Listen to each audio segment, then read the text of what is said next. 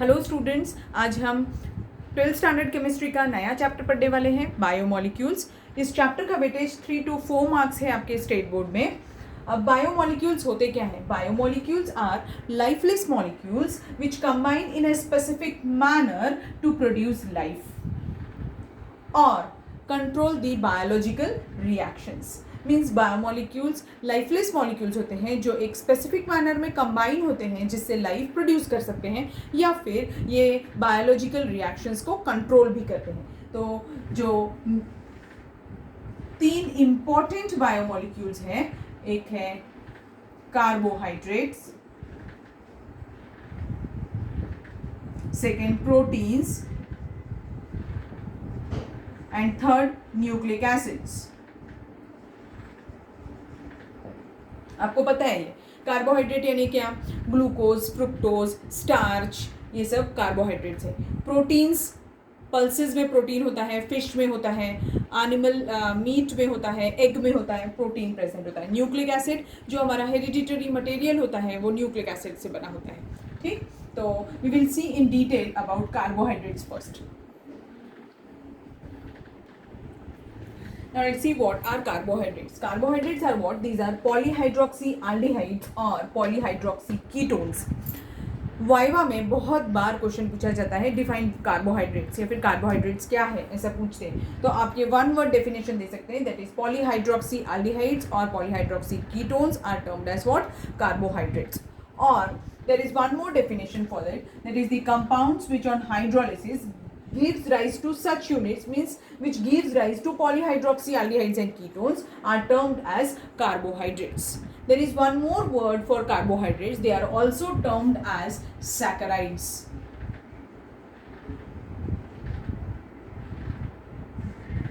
The saccharide word is originated from a Greek word named as saccharon, meaning sugar. इससे originate हुआ, that's why they are also termed as what? Saccharides. Carbohydrates के examples क्या हैं? Glucose, fructose, starch, ठीक है, ये सब examples होते हैं कार्बोहाइड्रेट्स के। Okay, now next is the classification of carbohydrates. Carbohydrates का जो क्लासिफिकेशन है on the basis of hydrolysis, on the basis of hydrolysis they are classified into 3 major types. One is called as monosaccharides. monosaccharides यानी क्या? ये hydrolysis पे एक भी units नहीं देते, means they do not undergo hydrolysis.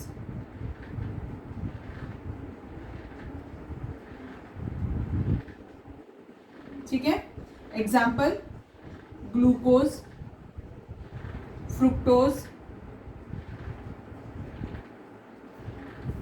तो ये एग्जाम्पल्स हो गए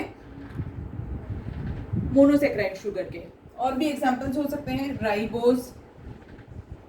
whereas oligosaccharides क्या होते हैं? oligosaccharides these are such carbohydrates which on hydrolysis gives 2 to 10 units.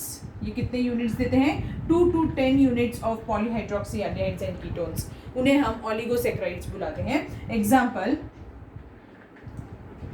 Maltose, lactose, sucrose, ये हो गए इसके एग्जाम्पल्स। ठीक है, और पॉलीसैकराइड्स क्या होते हैं? Polysaccharides these are such carbohydrates which on hydrolysis gives n number of units, more than 10 on hydrolysis. ठीक है, example starch,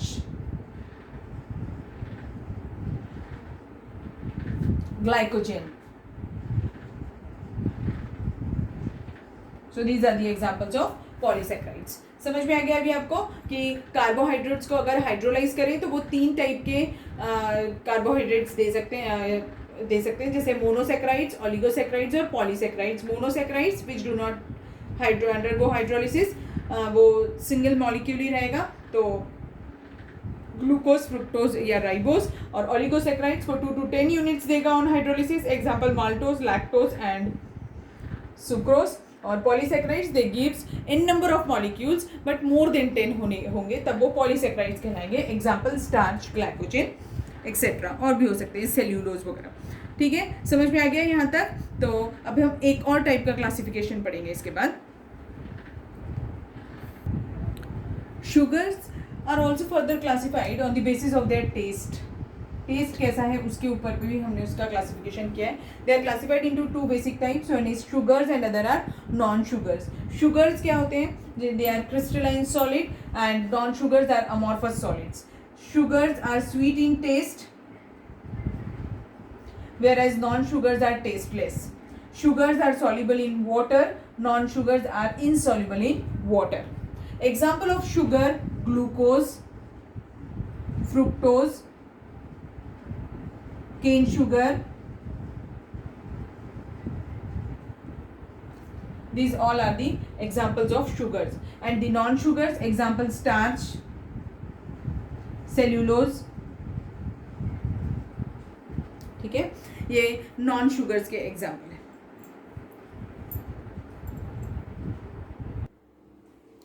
now according to the old definition of carbohydrates, these are termed as hydrates of carbon. ठीक है, तो इनका formula कैसा होता था? CxH2O y ऐसा समझते थे. तो जैसे एग्जांपल ले लेती हूँ C6H12O6 ग्लूकोज मॉलिक्यूल का. इसका अगर मुझे ये वाले फॉर्मूले में फिट करना है तो कैसा हो जाएगा? C6 times H2O 6 times. तो ये क्या है? This glucose is also a carbohydrate, क्योंकि इसमें it is an hydrate of carbon. समझा? अब सेम केस अगर सुक्रोज ले लें, C12H22O11, इसका भी C12H2O11 times. This is also a hydrate of carbon.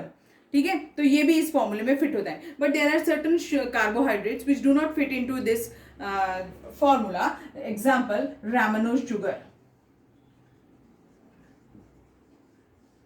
ये फिट नहीं होता. सेम इज द केस जैसे फॉर्माल्डिहाइड और एसिटिक एसिड जो है ये इस फॉर्मूले में फिट होते हैं but they are acid, they are not carbohydrates. इसीलिए ये ओल्ड डेफिनेशन डिस्कार्ड कर दी गई है. अब हम ये यूज नहीं करते. ये डेफिनेशन जो मैंने आपको बताई पॉलीहाइड्रोक्सी एल्डिहाइड्स और कीटोन्स वाली, वही डेफिनेशन अब हम यूज करते हैं. ठीक है, सो आज की क्लास के लिए बस इतना ही. बाकी का हम नेक्स्ट क्लास में पढ़ेंगे. Thank you.